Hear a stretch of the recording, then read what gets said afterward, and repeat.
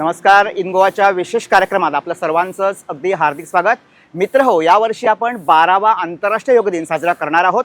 सर्वप्रथम आंतरराष्ट्रीय योग दिनाच्या हार्दिक शुभेच्छा. मित्र हो, 27 सप्टेंबर 2014 रोजी आपले पंतप्रधान माननीय नरेंद्र मोदी यांनी संयुक्त राष्ट्राच्या महासभेमध्ये 21 जून हा आंतरराष्ट्रीय योग दिवस म्हणून साजरा केला जावा असा प्रस्ताव मांडला होता.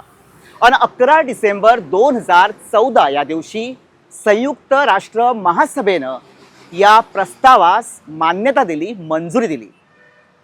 आणि 21 जून 2015 या दिवसापासून आंतरराष्ट्रीय योग दिन साजरा करण्यास सुरुवात झाली. 2015 साली आपण पहिला आंतरराष्ट्रीय योग दिवस साजरा केला. आंतरराष्ट्रीय योग दिनाच्या निमित्तानं योगाचं आपल्या जीवनातील स्थान किती, त्याचं महत्त्व किती याविषयी उहापोह करण्यासाठी आज माझ्या समवेत आहेत गिरीश परुळेकर. सर नमस्कार. नमस्कार आणि आपलं स्वागत. माननीय गिरीश परुळेकर हे गोवा पतंजली स्वाभिमानचे सहराज्य प्रभारी आहेत, ते उपाध्यक्ष आहेत. तसंच इंडियन योगा असोसिएशनचे ते सहसचिव आहेत, आजीवन सदस्य आहेत. तसंच योगा क्रीडा असोसिएशनचे ते कार्यकारिणी सदस्य आहेत, अर्थात एक्झिक्युटिव्ह मेंबर आहेत. तसंच त्यांनी गोवा, महाराष्ट्र आणि कर्नाटक या राज्यांमध्ये विविध योग सत्र उपक्रम राबवलेत. आज आपण त्यांच्याशी या संदर्भात चर्चा करणार आहोत. सर मला सांगा की दरवर्षी 21 जूनला आंतरराष्ट्रीय योग दिवस साजरा केला जातो, यामागचं कारण कोणतं असावं? हो नक्की. उत्तर गोलार्धामध्ये हा आजचा दिवस जो आहे ना, सर्वात मोठा दिवस आणि सर्वात छोटी रात्र आहे. ह्याला आणि एक म्हणता ढोबळ भाषेमध्ये उन्हाळी संक्रांत. अच्छा. सो हा मोठा दिवस आहे, विशेष संपूर्ण 365 दिवसामधला विशेष दिवस म्हणून हा आज विशेष दिवस निवडलाय. 21 जून हा त्यामुळे निवडला असं, म्हणजे उत्तर गोलार्धातील हा सर्वात मोठा दिवस आहे. मला सांगा की दैनंदिन जीवनामध्ये या योगाचे कोणकोणते फायदे होतात? सर्व प्रमुख मी सांगणं मला आवडेल की योग हा सर्वश्रुत आहे. हे आमचं यावर्षीचं 12वं आहे. 12वं जागतिक आम्ही मनवतोय.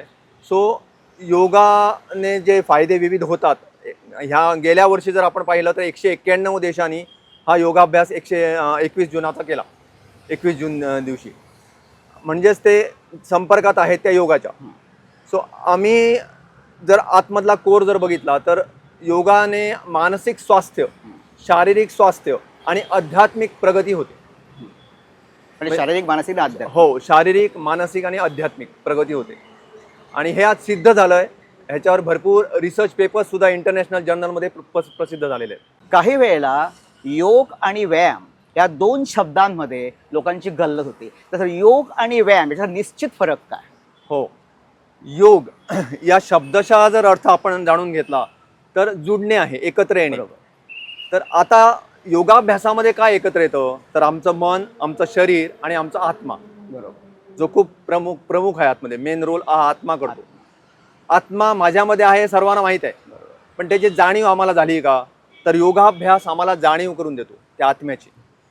व्यायाम जो असतो तो फक्त शारीरिक स्तरावर असतो, पण योगाभ्यास हा मानसिक स्तरावर तसेच शारीरिक स्तरावर काम करतो. त्याचबरोबर तिसरी गोष्ट म्हणजे स्पिरिच्युअली आपण त्याला म्हणतो, आध्यात्मिक दृष्ट्या सुद्धा आम्हाला तो जोडतो.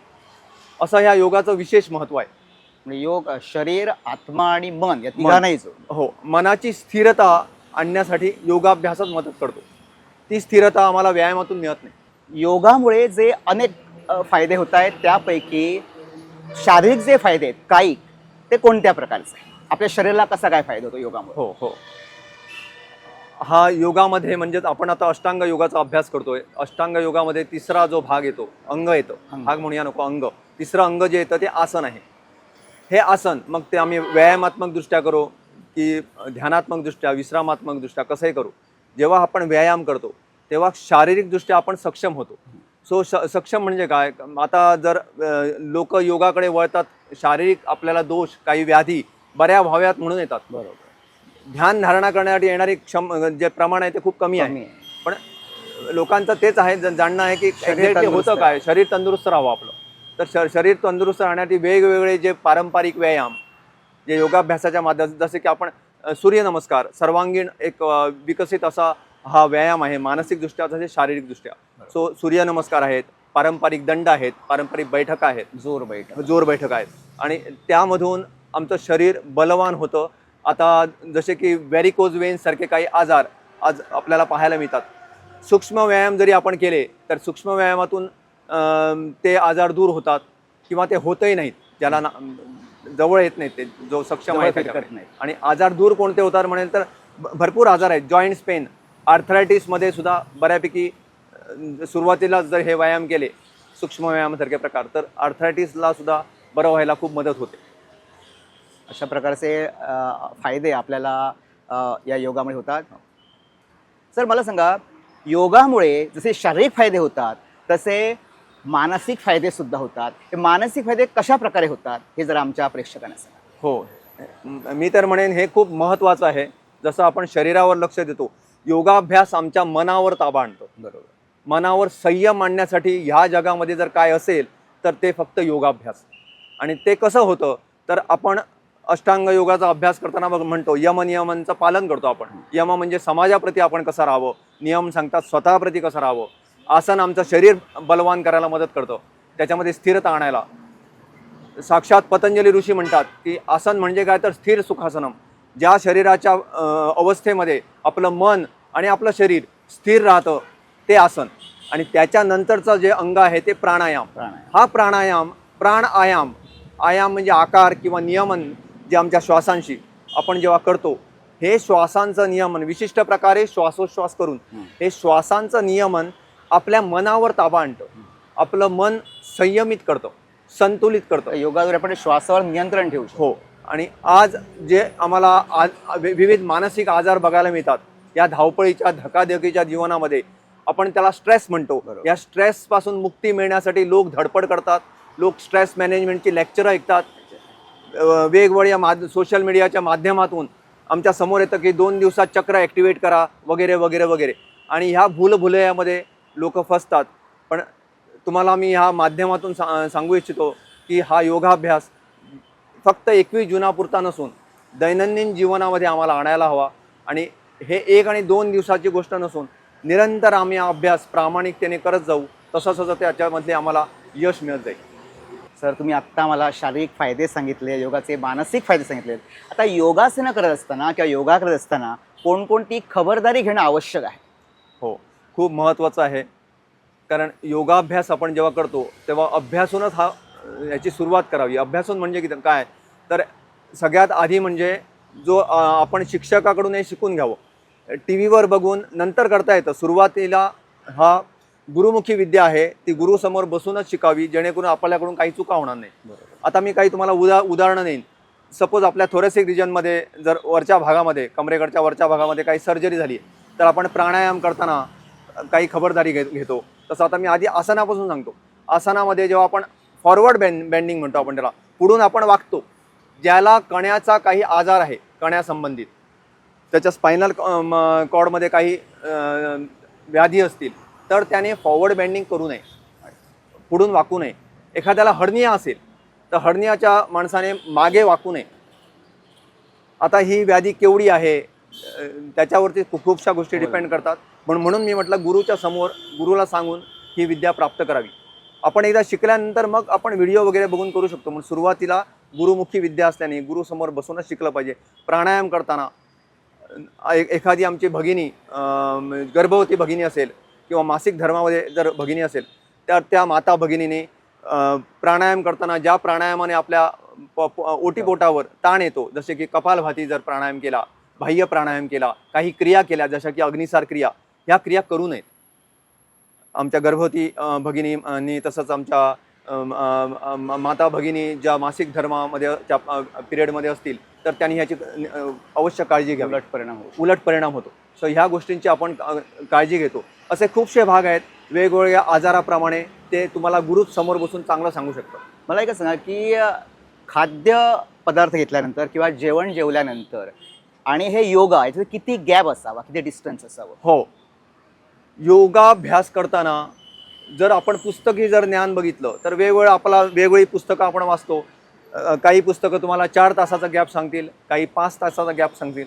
पण आपण जर त्याच्यावर बारीक अभ्यास केला तर काही प्राणायाम आहेत जसे की अनुलोम विलोम प्राणायाम, हा अनुलोम विलोम प्राणायाम तुम्ही 2.5-3 तासाने करू शकता, कारण तो तसा तुमच्या संपूर्ण ओटीपोटावर वगैरे ताण आणत नाही. पण तुम्ही ध्यानात्मक दृष्ट्या जर प्राणायामाचा अभ्यास करत असाल पुढच्या प्रवासासाठी योग यात्रेसाठी, तर मी तर म्हणेन की 4 ते 5 तासांनीच तुम्ही तो करावा. त्याचं बेनिफिट जास्ती आहे.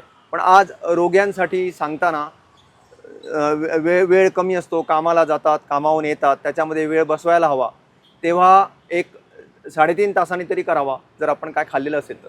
म्हणजे खाल्ल्यानंतर 3.5 तास जेवण 3.5 तासांनी. आणि योगाभ्यास करणाऱ्याने जसा जसा प्राणायाम होत जातो तसा तसा आहार आपणच कमी व्हायला लागतो. कमी होते. मग तो 3.5 तास बरोबर बसतात सुरुवातीला, म्हणून ते जरा गॅप जास्ती वापरावा, कारण पचनासाठी तो वेळ दिलेला आहे. सो तो वेळ घेऊन सकाळची योग्य वेळ कोणती म्हणजे अशी आपण ब्रह्ममुहूर्त म्हणतो पहाटेचा. पहाटे नॉर्मली आरामात रात्री जर व्यवस्थित झोपली, 6 तासांची झोप घेते, तर आपण 5 वाजता चांगलं करू शकतो. 5 ते 6:30 पर्यंत आपण मस्तपैकी आपला योग होतो चांगला. आणि तो मी म्हणेन व्यवस्थित. आता आम्ही गेली कितीतरी वर्ष करतो, आमचं उठणं संपूर्ण गोवावर भ्रमंती असते, सो आम्ही 3:30 वाजता उठतो. आता ही गेल्या कितीतरी वर्षांची संस्कार झालेले आहेत. हा भाग वेगळा. पण नवीन कोणी आहे करणारा, तर त्याने 4:30 वाजता उठून सगळं आपलं नित्यकर्म जे आहेत पहाटेचे ते आटपून 5 वाजता अभ्यासाला बसू शकतो. सर, आज आपण पाहिलं तर लोकांना छोटे इव्हन शाळेच्या मुलांना सुद्धा अनेक प्रकारचे मधुमेह म्हणा किंवा अशा हार्ट अटॅक म्हणा अशा आजार दिसून येतात. तर या योगाभ्यासानं कोणकोणते आजार टाळता येणं शक्य आहे? हो, खूप महत्त्वाचा प्रश्न आहे हा. आज आमचा गोमंतक प्रांत जो आहे, आमचा गोवा आज डायबिटीजमध्ये, मधुमेहामध्ये सर्वात भारतामध्ये नंबर 1 वरती आहे. नक्कीच ही अभिमानाची गोष्ट नाही आहे, पण निदान आजच्या दिवशी ही चिंतन करण्याची गोष्ट आहे की निदान आजचा 21 जूनचा हा औचित्य साधून आम्ही योगाभ्यास जर आपण केला तर आपण याच्यातून मुक्त होऊ शकतो. मधुमेहावरती कितीतरी इंटरनॅशनल जर्नलमध्ये योगाभ्यासाने, प्राणायामाने विशेषतः मधुमेह रिव्हर्स करू शकतो. रिव्हर्स हा शब्द वापरला जातो ह्या वैद्यकीय क्षेत्रामध्ये, आधुनिक वैद्यकीय क्षेत्रामध्ये.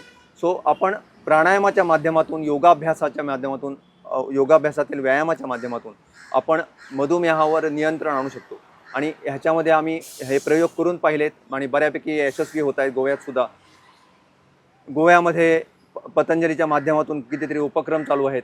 त्यामधून आम्ही डायबिटीजवर कॅम्पसुद्धा घेतो. आणि दुसरं म्हणजे डायबिटीज च्या माध्यमातून इतरही काही आजार जसे की किडनी फेल्युअर मोठ्या प्रमाणात आज गोवामध्ये डायलिसिस केला जातो. लहान लहान तालुक्यामध्ये जरी तुम्ही अभ्यास कराल तर लक्षात येईल कितीतरी प्रमाण वाढत चाललं आहे दिवसेंदिवस. Kidney failure, chronic kidney failure आहेत. सो त्याच्यामध्ये सुद्धा योगाभ्यास मदत करतो. नक्कीच काही एकदम क्रिटिकल कंडिशन्समध्ये औषधांचा वापर, आयुर्वेदिक औषधांचा आपण वापर करतो. आणि जेणेकरून नैसर्गिक औषधं वापरून आणि निसर्गामध्ये राहून योगाभ्यास करून आपण ह्या मधुमेह, हे किडनी फेल्युअर, मग यकृताचे विजार, जसे की फॅटी लिव्हर आपण म्हणतो, यकृताचे आजार जे आहेत ते आज वाढत चाललेत मोठ्या प्रमाणामध्ये. हायपर टेन्शन तर दिवसांदिवस वाढतं आहे. आपण बघतोय की यंगस्टर्ससुद्धा त्याचे बळी पडत आहेत. कमी वयामध्ये 30मध्ये हार्ट अटॅक येत आहेत. आणि ह्याचं कारण आहे स्ट्रेस, ताण. जसं मधुमेह गोड खाल्ल्याने होतो हे माहीत आहे सर्वांना, पण आज मधुमेहाचं मागचं जर कारण आपण जर रिसर्च पेपर जरी पाहिले तर आपल्या लक्षात येतं की ताणामुळे चाललं आहे सगळं. आज गोवा लहान राज्य आणि एकदम ताणातून गेल्यामुळे असेल कदाचित की गोवा नंबर 1 क्रमांकावर आहे आज मधुमेहामध्ये. सो मुख्य कारण जर बघितलं आम्ही तर ताणामुळे हा रोग उद्भवतो. त्याच्यामागे शास्त्रीय खूपशी कारण आहेत. आम्हाला वेळेचा अभाव आहे, पण तुम्ही जाणून घेऊ शकता. तुमच्या हातामध्ये गुगल बाबा असतो, त्या गुगल बाबाला विचारून की का बाबा हा स्ट्रेस आम्हाला मधुमेहाच्या दिशेने नेतो, तर तुम्हाला लक्षात येईल की हे आमच्या हातात आहे. जर आम्ही हा स्ट्रेस नियंत्रित केला, आपण त्याला मॅनेज म्हणतो, पण त्या स्ट्रेसवर आपण जर काबू घेतला, ताबा मिळवला, तो नैसर्गिक आपण ताबा मिळवतो. विशेष आम्हाला काय करावं पडत नाही. आपण जर योगाभ्यास, त्याच्यामध्ये प्राणायाम विशेषतः जर व्यवस्थित केला तर आपलं मन संयमित होतं, संतुलित होतं, आपले हॉर्मोनल बॅलन्सेस व्हायला लागतात आणि ताण कमी व्हायला लागतो. आता तुम्ही म्हणाल योगाभ्यास केल्याने आपल्या जीवनामध्ये ताणच असणार नाही का? ताण आपल्या जाग्यावर असतील, पण त्याचा आम्हाला त्रास होणार नाही. कारण मनुष्य जीव म्हटल्यानंतर ताण हा बरोबर चालणारच. जन्मापासून मृत्यूपर्यंत, जन्मापासून म्हणण्यापेक्षा जेव्हापासून कळायला लागलं तेव्हापासून आपल्या मृत्यूपर्यंत. पण त्याचा दुष्परिणाम आमच्यावर होणार नाही, कारण आमचं मन संयमित संतुलित असतं.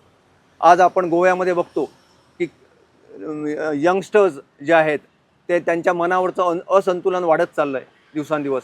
आणि आपण आत्महत्येचं प्रमाण बघतो युवकामध्ये मोठ्या प्रमाणात पाहायला मिळतंय. स्कूल मुलामध्ये, माध्यमिक स्कूलाच्या मुलामध्ये आपल्याला जरासं फेल्युअर झालं त्यांना सहन होत नाही, अपमान सहन होत नाहीत आणि तेव्हा आत्महत्या करतात. हे का होतं? आम्ही त्या दिशेने का चाललोय? तर आपल्याला लक्षात येईल का मनावर संतुलन नाही. आणि त्याच्यासाठी योगाभ्यासासारखं दुसरा आणि कोणताही उपाय या जगामध्ये नाही.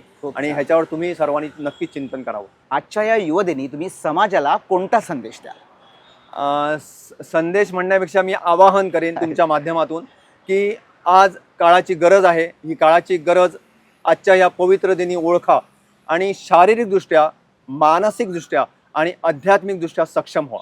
एकंदरीत आपण पाहिलं तर असं दिसून येतं की योग हा निरोगी जीवनाचा उत्तम पाया आहे. यशस्वी जीवनाची ती गुरुकिल्ली आहे आणि जीवन जगण्याची उत्तम अशी कला आहे.